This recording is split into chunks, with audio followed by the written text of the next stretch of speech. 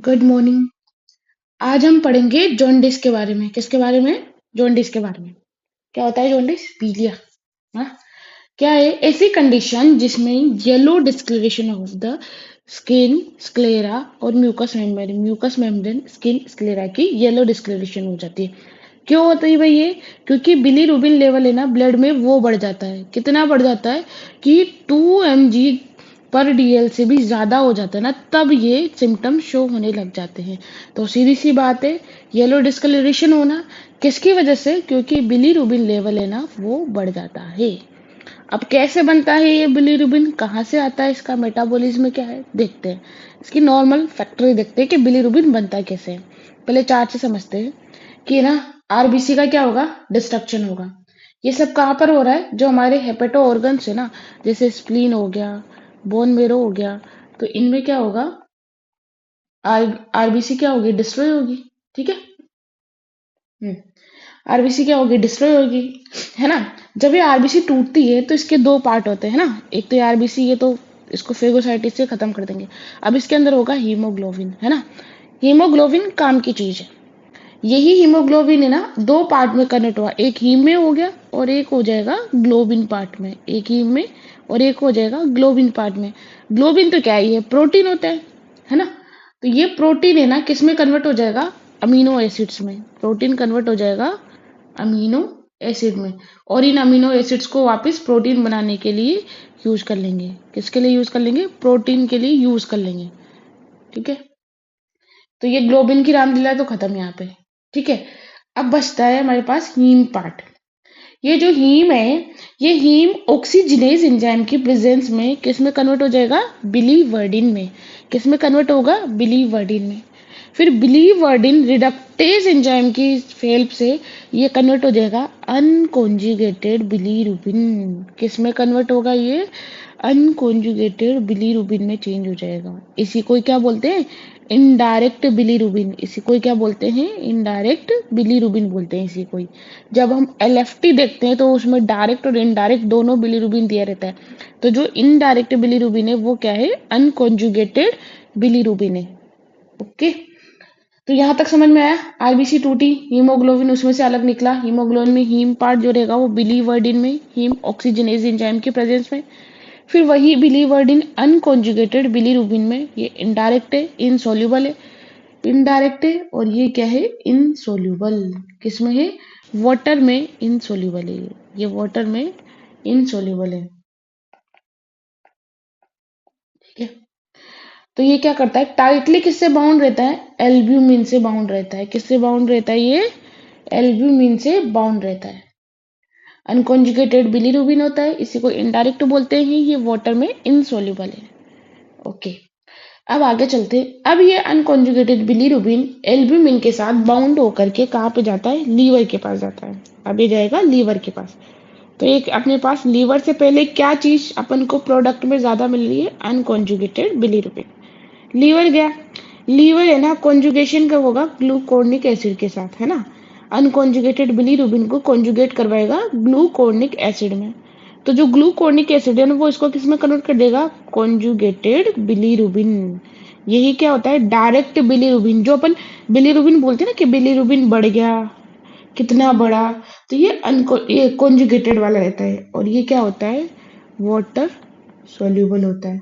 क्या होता है ये? वाटर सोल्यूबल होता है। और अनकॉन्जुगेटेड क्या होता है? इनसोल्यूबल होता है। अब जैसे ही कॉन्जुगेटेड बिलीरुबिन बनता है, बताइए डायरेक्ट बिलीरुबिन रहता है, इसको लीवर क्या कर देता है? बाइल में भेज देता है ना। बाइल से ये बाइल इसको कहाँ पे पहुंचा देता है? फिर इंटेस्टाइन में। जब बाइल जूस सीक्रेट होता है ना, तो उसमें कॉन्जुगेटेड बिलीरुबिन मतलब बाइल सोल्ट्स रहते हैं, तो यही तो थे। तो वो इंटेस्टाइन में पहुंच जाते हैं। इंटेस्टाइन में बैक्टीरिया इस कॉन्जुगेटेड बिलीरुबिन को किस में चेंज कर देता है? यूरोबिलिनोजन में। किस में चेंज कर दिया इस बिलीरुबिन को? इस बिलीरुबिन को किस में चेंज कर दिया? यूरोबिलिनोजन में। अब इसके दो रास्ते हो सकते हैं। वापस वही इंटेस्टाइन में, लार्ज इंटेस्टाइन में, ये किस में चेंज होगा? स्टर्कोबिलिन बिलिनोजन में। और स्टर्कोबिलिन में चेंज होकर के येलो कलर फिशिस को ये स्टर्कोबिलिन ही देता है। किसको देता है? ये येलो कलर फिशिस को। ठीक है। या फिर ये यूरोबिलिनोजन किडनी में जाएगा, वहां पे एब्जॉर्ब होगा और यूरिन के थ्रू पास आउट होगा। और फिर जब ये यूरोबिलिनोजन है ना ऑक्सीडाइज होता है, जब अपन थोड़ा अंदर या थोड़ा बाहर, तो ये यूरोबिलिन में कन्वर्ट होता है और इस यूरोबिलिन की वजह से ही येलो कलर मिलता है किसको? यूरिन को। किसको? यूरिन को। ठीक है। तो अब हमारे काम की बात क्या थी, शुरुआत से एक बार देख लेते हैं। हीम पार्ट, आरबी से डिस्ट्रक्शन होगा, हीमोग्लोबिन आएगा, हीमोग्लोबिन से हीम पार्ट बनेगा। हीम जो रहता है, हीम ऑक्सीजनेस एंजाइम की प्रेजेंस में बिलीवर्डिन में चेंज हो जाएगा। बिलीवर्डिन रिडक्टेज में अनकॉन्जुगेटेड बिलीरुबिन। तो अनकॉन्जुगेटेड बिलीरुबिन लीवर से पहले पहले की घटना ही है और इसी को इनडायरेक्ट बोलते हैं। ये इनसॉल्युबल होता है वाटर में। ये टाइटली किससे बाउंड रहता है? एल्ब्यूमिन के। एल्ब्यूमिन से बाइंड होकर के कहाँ पे जाएगा? लीवर में। लीवर में ग्लूकोनिक एसिड की प्रेजेंस में इसका क्या होगा? कॉन्जुगेशन। कॉन्जुगेटेड बिलीरुबिन क्या हो जाएगा? कॉन्जुगेशन होगा तो ये इसी कॉन्जुगेटेड बिलीरुबिन में कन्वर्ट होगा। यही क्या होता है? डायरेक्ट होता है, वाटर सोल्यूबल है। मतलब लीवर के अंदर क्या है? कॉन्जुगेटेड बिलीरुबिन और लीवर के बाहर क्या है? Unconjugated bilirubin. फिर इस कॉन्जुगेटेड बिलीरुबिन को, मतलब डायरेक्ट बिलीरुबिन को, लीवर बाइल में छोड़ देता है। बाइल इसको इंटेस्टाइन में छोड़ देगा। इंटेस्टाइन में जो बैक्टीरिया रहेंगे वो इसको यूरोबिलिनोजन में कन्वर्ट करेगा और ये यूरोबिलिनोजन वहीं पे इंटेस्टाइन में स्टर्कोबिलिनोजन में चेंज होगा और उससे स्टर्कोबिलिन, जिस वजह से येलो कलर मिलता है फिसिस को। और ये किडनी में चला जाएगा यूरोबिलिनोजन कुछ भाग। तो किडनी में ही वहां पर जाकर के यूरिन के थ्रू पास आउट होगा। जैसे यूरिन बाहर आता है तो वो ऑक्सीडाइज्ड होकर के यूरोबिलिन में चेंज होता है और ये कौन सा कलर देता है इसको? पेल कलर, येलो कलर देता है। तो ये नॉर्मल सी चीजें हैं, अपन को ये स्टेप ध्यान रखनी है। अब इसके टाइप्स देखते हैं। जब हम इसके टाइप देखेंगे तो वापस इस चीज पे आएंगे। पहले आपको ये चीज समझना बहुत जरूरी है। आगे ये चार्ट समझ में, यहाँ पे देखते हैं, यहाँ पे वैसे कम स्टेप्स दे रखे। आरबीसी का डिस्ट्रक्शन हुआ, उसके बाद क्या हुआ? हीमोग्लोबिन। हीमोग्लोबिन टूटा हीम पार्ट में। हीम पार्ट है ना, हीम ऑक्सीजन इसकी प्रेजेंस में बिलीवर्डिन में चेंज हो गया। बिलीवर्डिन जो रहेगा वो क्या होगा? बिलीवर्डिन रिडक्टेज की वजह से अनकॉन्जुगेटेड बिलीरुबिन में चेंज होगा, यहाँ पर अनकॉन्जुगेटेड। फिर अनकॉन्जुगेटेड किसके साथ जाएगा? ग्लूकोनिक एसिड के साथ कॉन्जुगेटेड होगा, लीवर में आएगा तब, है ना। ये लीवर से पहले की सारी चीजें चल रही है। फिर क्या होगा? कॉन्जुगेटेड बिलीरुबिन जो रहेगा वो बाइल उसको कहाँ पे पहुंचाएगा? इंटेस्टाइन में। इंटेस्टाइन में वो कॉन्जुगेटेड बिलीरुबिन है ना, वो दो में चेंज होगा। स्टर्कोबिलिन, स्टर्कोबिलिन फीसिस को येलो कलर में चेंज करता है और यूरोबिलिन किसको देता है? यूरिन को येलो कलर देता है। किडनी में जाता है ये और किडनी में येलो कलर देता है। ठीक है, आ गई बात समझ में। अब इसके क्लासिफिकेशन देखो, जोंडिस के टाइप। तो प्री हेपेटिक मतलब या तो पहले लीवर से पहले कोई दिक्कत है, क्योंकि हमने पूरी में क्या देखा? 3 स्टेप चली। पहली स्टेप में वो क्या होगा? जो भी हीमोपोइटिक ऑर्गन है, स्प्लीन में, बोन मेरो में, इनमें। ठीक है। फिर उसके बाद वो लीवर में चली वो सारी प्रोसेस, पूरी प्रोसेस लीवर में। फिर उसके बाद इंटेस्टाइन में, फिर इंटेस्टाइन से फिशीज और यूरिन में गया। ठीक है, इतना चला ना। तो प्री हेपेटिक लीवर से पहले वाली, इसको हीमोलाइटिक बोलते हैं। हेपेटिक हेपेटोसेलुलर बोलते हैं। और पोस्ट हेपेटिक मतलब लीवर का रोल नहीं है, अब लीवर के बाद वाली कंडीशन। अब इसको ऐसे समझ में नहीं आ रही ना, अभी समझाते हैं। सबसे पहले देखते हैं pre hepatic. Pre hepatic, pre hepatic में लीवर का कोई दोष नहीं बेचारा, लीवर फंक्शनल है, नॉर्मल है लीवर। ठीक है, पर चीजें पहले से गड़बड़ है। गड़बड़ पहले कहाँ पे हो सकती है? तो देखो, मैं बताती हूँ यहाँ पे। या तो गड़बड़ यहाँ पर हो, या तो गड़बड़ यहाँ पर हो। ये पहली गड़बड़ है, ये पहला टाइप है। लीवर नॉर्मल है, यहाँ पर पहली गड़बड़ है।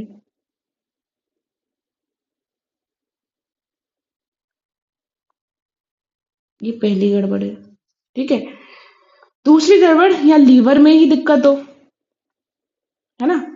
तो ये हमारे पास दूसरी गड़बड़ है। काले से लिखते हैं। या फिर तीसरी दिक्कत क्या होगी? इस बाइल में दिक्कत होगी, है ना।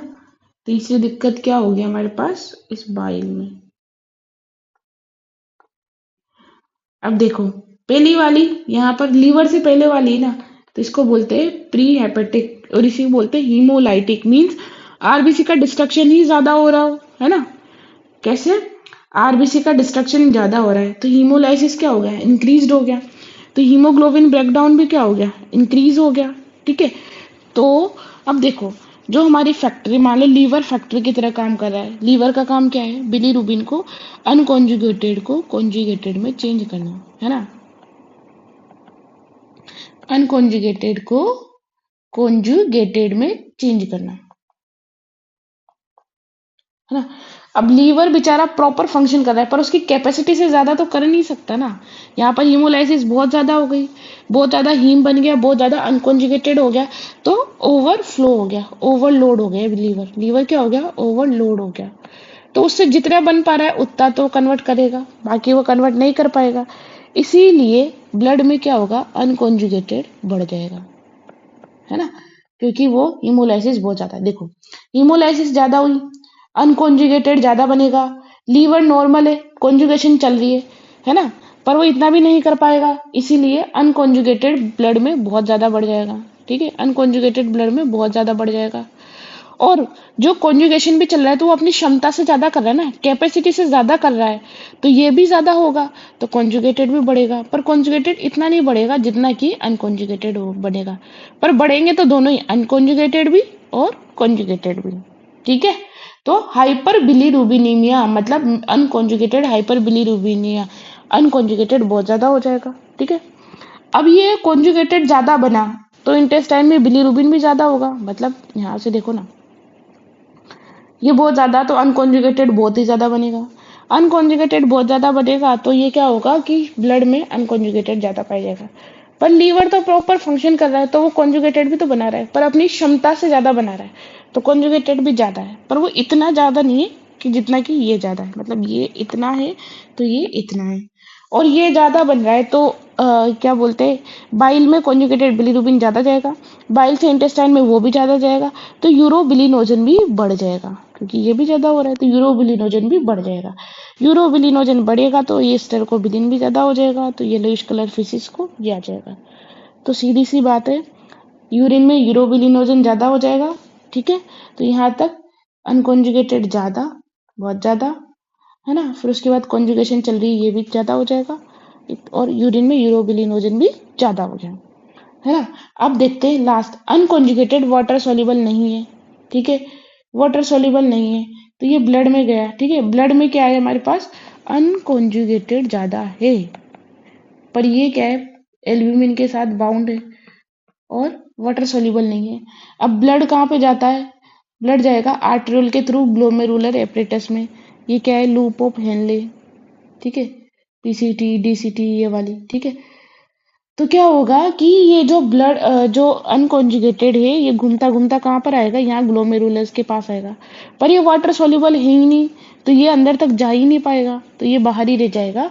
मीन्स बिलीरुबिन इसमें यूरिन में प्रेजेंट नहीं होगा। आई बात समझ में, नहीं आई क्या? बहुत इजी लैंग्वेज में लिख रखा है, चलो वहीं से बताती हूँ। देखो, प्री हेपेटिक है ना, बहुत इजी।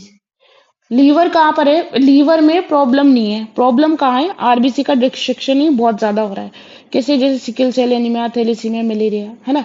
अब देखो, अगर हमारे पास हीमोलाइसिस ज्यादा होगी तो आरबीसी ज्यादा टूट रहे हैं, आरबीसी ज्यादा टूट रहा है तो हीमोग्लोबिन ज्यादा टूट रहा है, और हीमोग्लोबिन ही किसमें कन्वर्ट होता है फिर, हीम पार्ट में, हीम ही बिलीवर्डिन में, और बिलीवर्डिन से क्या होता है, अनकॉन्जुगेटेड बिलीरुबिन ज्यादा हो गया। अब तो ब्लड में क्या ज्यादा है, अनकॉन्जुगेटेड बिलीरुबिन ज्यादा है, वो किससे बाउंड रहता है, एल्ब्यूमिन से बाउंड रहता है, और ये क्या होता है, इनसोल्यूबल होता है, ये क्या होता है, इनसोल्यूबल, वाटर में इनसोल्यूबल होता है। अब हमारा लीवर खराब नहीं है, लीवर अपनी कैपेसिटी तक अनकॉन्जुगेटेड को कॉन्जुगेटेड में बदल रहा है। ठीक है, तो अनकॉन्जुगेटेड से कॉन्जुगेटेड में चेंज कर रहा है, तो कॉन्जुगेटेड का भी तो प्रोडक्शन ज्यादा हो रहा है ना, क्योंकि वो अपनी कैपेसिटी से ज्यादा काम कर रहा है, तो लीवर पूरी तरह संभाल नहीं पा रहा, जितना हो पा रहा है उतना करता है, तो कुछ अनकॉन्जुगेटेड ब्लड में बढ़ जाता है ना। और अनकॉन्जुगेटेड बिलीरुबिन मेनली ये बढ़ा रहता है, पर कॉन्जुगेशन बिल्कुल बंद नहीं, इसलिए कॉन्जुगेटेड भी बढ़ जाता है। अब कॉन्जुगेटेड क्या होता है, वो यूरोबिलिनोजन में चेंज होता है, क्योंकि कॉन्जुगेटेड को बाइल लेकर के जाता है इंटेस्टाइन में, और इंटेस्टाइन में यूरोबिलिनोजन बनाता है उसका, तो अगर ये ज्यादा बन रहा है तो यूरोबिलिनोजन भी तो ज्यादा हो रहा है ना। तो जो बिलीरुबिन लीवर कॉन्जुगेट कर पाया है वो कॉन्जुगेटेड बिलीरुबिन में चेंज हुआ, उसको बाइल लेकर के गया, कहाँ पे गया, इंटेस्टाइन में लेकर के गया। बैक्टीरिया ने किस में कन्वर्ट कर दिया, उसको यूरोबिलिनोजन में कन्वर्ट कर दिया। ठीक है, क्योंकि अब शुरुआत में बिलीरुबिन प्रोडक्शन बहुत ज्यादा है, तो कॉन्जुगेटेड बिलीरुबिन भी नॉर्मल से ज्यादा इंटेस्टाइन में पहुंचेगा, इसीलिए यूरोबिलिनोजन भी ज्यादा बनेगा। इसीलिए यूरिन में क्या प्रेजेंट होगा, प्री हेपेटिक में यूरोबिलिनोजन यूरिन में प्रेजेंट होगा। ठीक है, यूरोबिलिनोजन लीवर क्या बोलते हैं यूरिन में होगा, पर यूरोबिलिन नहीं होगा। पूछो क्यों यूरोबिलिन नहीं होगा, क्योंकि जो हमारा अनकॉन्जुगेटेड है वो क्या होता है, वाटर इनसोल्यूबल होता है, एल्ब्यूमिन से टाइटली बाउंड होता है, किडनी इसको फिल्टर नहीं कर सकती, इसलिए ये यूरिन में नहीं आता है। तो प्री हेपेटिक में प्री डोमिनेंट है अनकॉन्जुगेटेड, यूरिन में बिलीरुबिन एब्सेंट है। यूरिन में क्या एब्सेंट है, यूरिन में बिलीरुबिन एब्सेंट है। ठीक है, तो आ गए समझ में, मतलब प्री हेपेटिक में लीवर नॉर्मल है पर बेचारा ओवरलोडेड है। तो अब यहाँ से लेबोरेटरी फाइंडिंग आपको समझ में आ जाएगी। टोटल बिलीरुबिन बढ़ रहा है क्योंकि अनकॉन्जुगेटेड और दोनों कॉन्जुगेटेड दोनों ही बड़े हुए हैं, अनकॉन्जुगेटेड थोड़ा ज्यादा बढ़ा हुआ है। ठीक है, टोटल बिलीरुबिन बढ़ जाता है। इनडायरेक्ट बिलीरुबिन बहुत ही ज्यादा है, इनडायरेक्ट कोई क्या बोलते हैं अपन, अनकॉन्जुगेटेड, है ना, वो बहुत ही ज्यादा है। यूरिन में बिलीरुबिन एब्सेंट है क्योंकि जो अनकॉन्जुगेटेड बिलीरुबिन है वो वाटर इंसोल्यूबल है, इसलिए वो यूरिन में पहुंच ही नहीं पा रहा है। ठीक है, यूरिन में यूरोबिलिनोजन इंक्रीज है, हाँ सही बात है, क्योंकि जो कॉन्जुगेटेड बिलीरुबिन है वो भी ज्यादा बढ़ रहा है, तो ज्यादा यूरोबिलिनोजन, और ज्यादा यूरोबिलिनोजन तो वो क्या करेगा, यूरिन में ज्यादा पाया जाएगा। और स्टूल भी डार्क है क्योंकि स्टेरकोबिलिन भी ज्यादा बनेगा, इसलिए डार्क स्टूल। ठीक है, तो हमारे पास पहचान क्या है, स्टूल डार्क होता है। एलएफटी आरएफटी करेंगे उसमें टोटल बिलीरुबिन बढ़ा रहता है, उसमें भी इनडायरेक्ट वाला है ना वो ज्यादा ही बढ़ा रहता है। यूरिन में बिलीरुबिन एब्सेंट होता है, मतलब बिलीरुबिन यूरिन यूरिन टेस्ट में नहीं आएगा, यूरोबिलिनोजन हमारे पास यहाँ पे प्रेजेंट होगा। ठीक है, ये वाली कंडीशन कहाँ कहाँ पर होती है, ये वाली कंडीशन होती है हमारे ऑटोइम्यून हीमोलाइटिक एनीमिया में, हीमोलाइटिक जहाँ पे हीमोलाइसिस ज्यादा हो रहा है, सिकल सेल एनीमिया में हीमोलाइसिस होता है, और मलेरिया में भी अपने पास internal lysis of rupture of blood vessel, rupture of RBC होता है ना, जब वो मलेरिया पैरासाइट अपने आरबीसी में घर बना लेता है, फिर आरबीसी को रप्चर करके फिर बाहर आता है, तो वो मलेरिया में होगा। ठीक है, तो ये था हमारे पास प्री हेपेटिक। अब देखते हैं हेपेटिक जॉन्डिस, है ना। अब दूसरी सिचुएशन कहाँ पर है, जॉन्डिस, मतलब दूसरे प्लेटफॉर्म में दिक्कत आएगी। दूसरे प्लेटफॉर्म में कहाँ पे दिक्कत आएगी, इस लीवर में दिक्कत आएगी। कैसे दिक्कत आएगी कि लीवर की सेल है ना वही डैमेज हो गई भाई, लीवर की सेल क्या हो गई, डैमेज हो गई। तो लीवर के तीन काम होते हैं, दो काम, कैसे, पहला तो कॉन्जुगेशन करवाना। ठीक है, ये क्या काम करवाता है, पहला तो ये करवाता है, ये कॉन्जुगेशन करवाता है।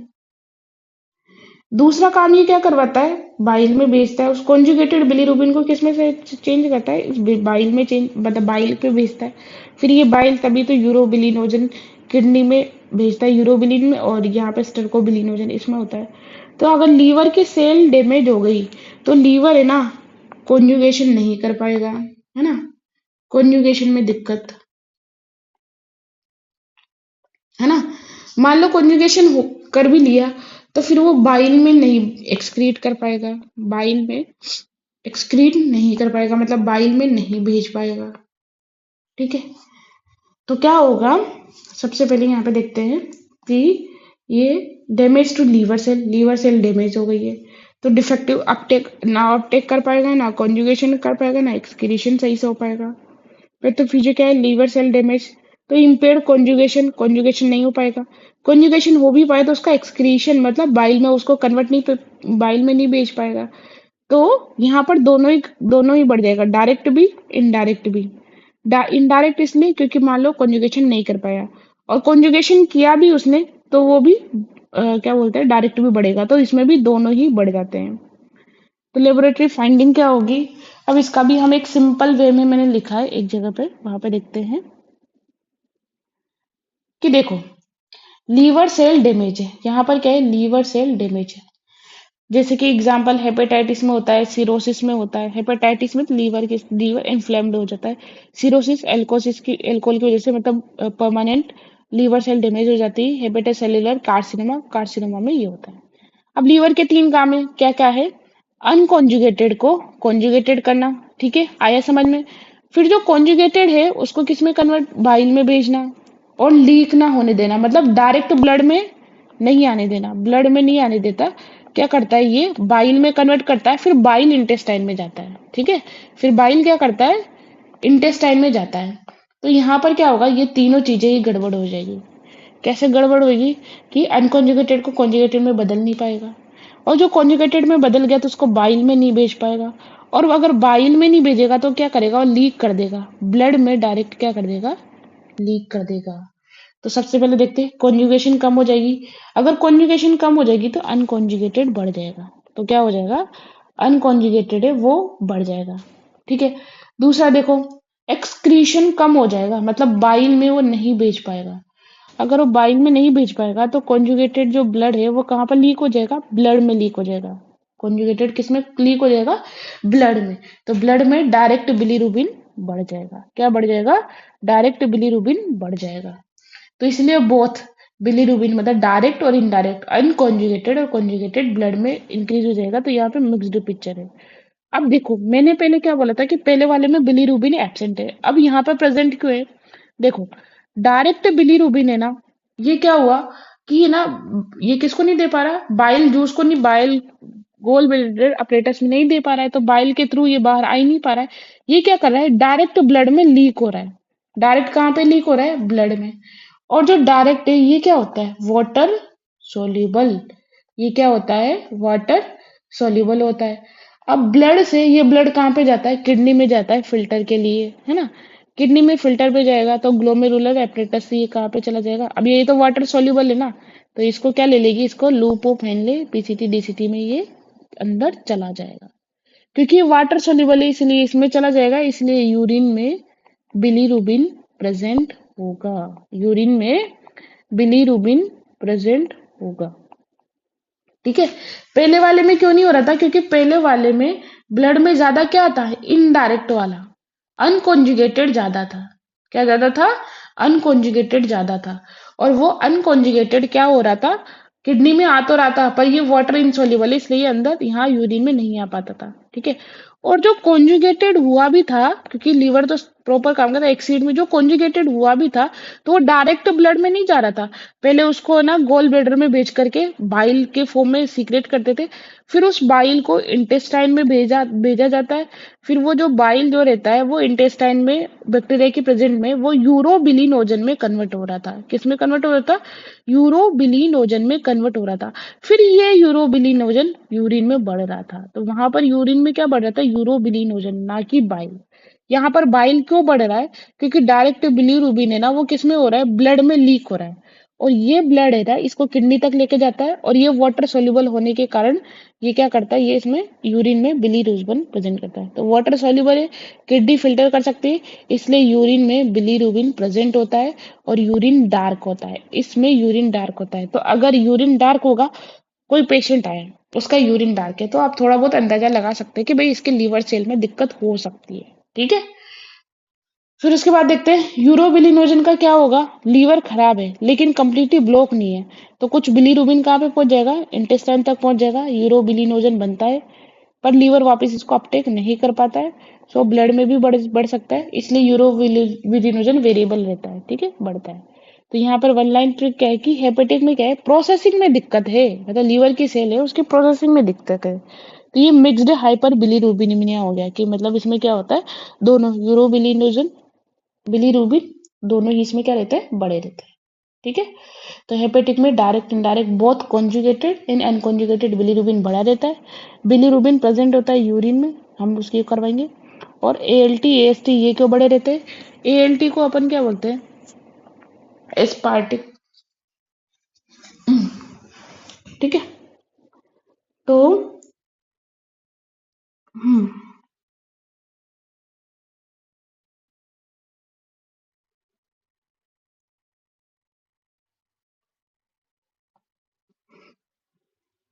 कहाँ पर है, हम्म।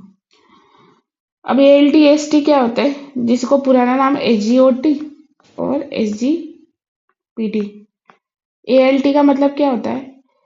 एलिलीन ट्रांसफेरेंस, है ना। और इसका क्या हो जाता है?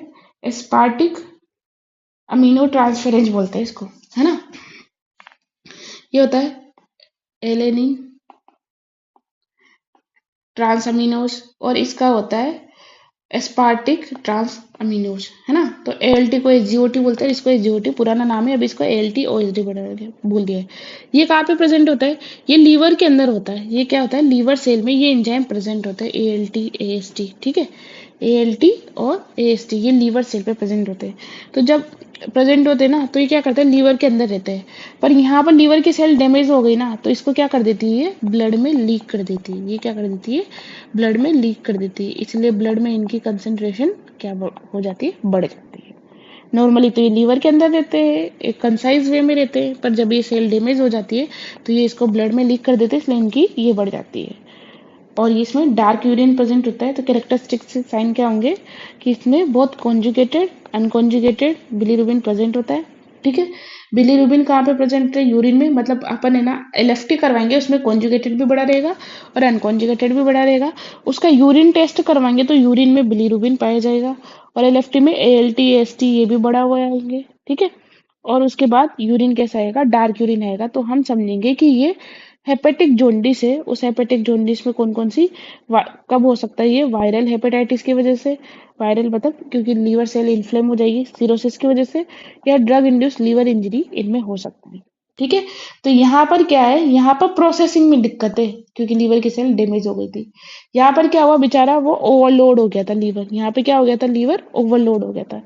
तो ये दो चीजें तो खत्म हो गई। मैंने आपको इस लेवल पे बता दी। दिक्कत इस लेवल पे होगी तो क्या होगा? दिक्कत इस लेवल पे होगी तो क्या होगा? अब इस लेवल की दिक्कत को देखते हैं कि इस लेवल में दिक्कत होगी तो क्या होगा। देखो, अब लास्ट है पोस्ट हेपेटिक या ऑब्स्ट्रक्टिव जोंडिस, है ना। इसमें क्या होगा? Obstruction to bile flow. ये जो बाइल का फ्लो है ना, ये इसमें क्या हो जाएगा? ऑब्स्ट्रक्शन हो जाएगा। क्या हो जाएगा? ऑब्स्ट्रक्शन हो जाएगा।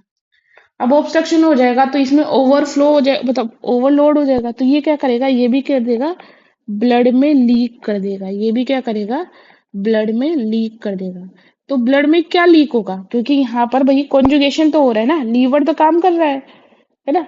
यहाँ पर दिक्कत कहाँ के बाद आएगी? कि लीवर ने काम किया। यहाँ पर लीवर ने काम किया, कॉन्जुगेटेड में चेंज कर दिया, कॉन्जुगेटेड में चेंज कर दिया। अब ये जो कॉन्जुगेटेड है, मतलब डायरेक्ट बिलीरुबिन है, ये बहुत ज्यादा, ये लीवर के पास गया, पर लीवर इसको इंटेस्टाइन तक नहीं पहुंचा पा रहा है। मतलब कहाँ पर नहीं पहुंचा पा रहा है? इंटेस्टाइन तक ब्लॉक हो गया, ये इंटेस्टाइन में नहीं जा रहा। तो ये इसमें ज्यादा बढ़ जाएगा। तो ये क्या करेगा? डायरेक्ट ये भी क्या करेगा? इसको ब्लड में लीक कर देगा। कहाँ पे कर लीक कर देगा? ब्लड में लीक कर देगा। तो ब्लड में क्या बढ़ जाएगा? कॉन्जुगेटेड बिलीरुबिन, डायरेक्ट बिलीरुबिन, मतलब ब्लड में बिलीरुबिन लेवल बढ़ जाएगा, ठीक है। ब्लड में बिलीरुबिन लेवल बढ़ जाएगा तो हमारे पास ये कहाँ पे जाएगा? ब्लड से किस में जाएगा? ये किडनी में जाएगा। ब्लड से कहाँ पे जाएगा? ये किडनी में जाएगा। और किडनी में ये क्या करेगा? सोल्यूबल है, वाटर सोल्यूबल। तो ये क्या जाएगा?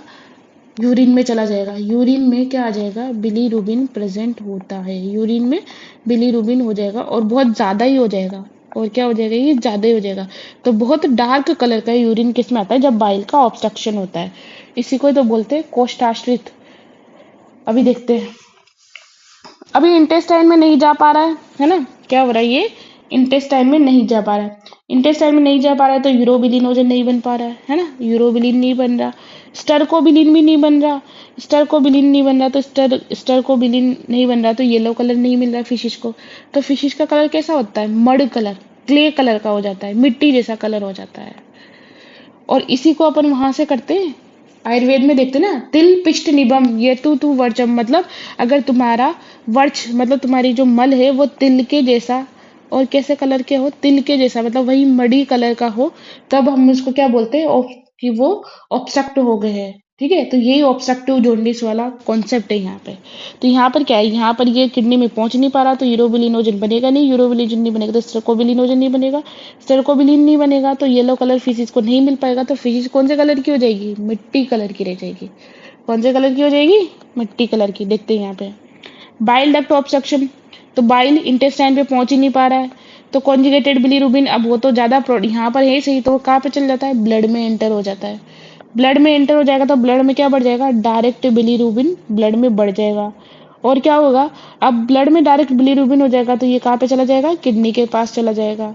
किडनी क्या करेगी, ये सोल्यूबल है, वाटर सोल्यूबल है, तो ये पीसीटी डीसीटी में बढ़ा देगी और यूरिन में इसकी इंक्रीज करवा देगी। तो बिलीरुबिन कहाँ पे प्रेजेंट होगा, यूरिन में प्रेजेंट होगा। तो बिलीरुबिन दो कंडीशन में यूरिन में आता है, एक तो पोस्ट हेपेटिक में और हेपेटिक में भी आएगा, दोनों में आएगा, पर पोस्ट हेपेटिक में ज्यादा आएगा। ठीक है। और यूरोबिलिनोजन तो एब्सेंट ही होगा क्योंकि वो इंटेस्टाइन तक पहुंच ही नहीं पा रहा है ना। इंटेस्टाइन तक क्या हो रहा है, ये पहुंच ही नहीं पा रहा है। इंटेस्टाइन तक नहीं पहुंच पा रहा है तो यूरोबिलिनोजन नहीं बनेगा, यूरोबिलिनोजन से स्टर्कोबिलिन नहीं बनेगा, तो फिशिश को कलर नहीं मिल पाएगा, इसलिए क्ले कलर का स्टूल मिलेगा। कौन से कलर का, क्ले कलर का, मिट्टी जैसा स्टूल मिलेगा। और इसमें एएलपी बढ़ जाएंगे, क्या बढ़ जाएंगे, एएलपी बढ़ जाएंगे, क्योंकि वो भी क्या हो जाएगा, ब्लड में लीक हो जाएगा। ये कहाँ कहाँ पे होता है, गोल स्टोन में, ट्यूमर ऑफ पेनक्रियाज में, बिलियरी स्ट्रिक्चर मतलब ऐसे नेरो, स्ट्रिक्चर मतलब नेरो हो जाना। अगर बिलियरी कोई भी बाइल डक्ट है वो नेरो हो जाती है तो इसमें ऑब्स्ट्रक्शन होने लग जाता है। ठीक है। तो यहाँ पे एक कंपैरिजन टेबल है, देखते हैं।